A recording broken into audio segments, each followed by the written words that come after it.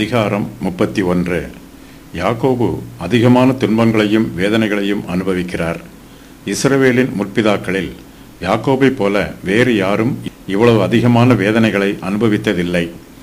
யாக்கோபு இப்போது லாபானின் ஊராகிய பதான் அராமிலே இருக்கிறார். லாபான் யாக்கோபை வஞ்சிக்கிறார்.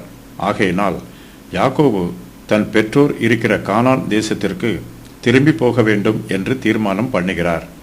யாக்கோபு தனக்கு உண்டானவைகள் எல்லாம் எடுத்துக்கொண்டு தன் குடும்பத்தாரோடு லாபானுக்கு அறிவியாமல் திருட்டளவாய் புறப்பட்டு போகிறார்.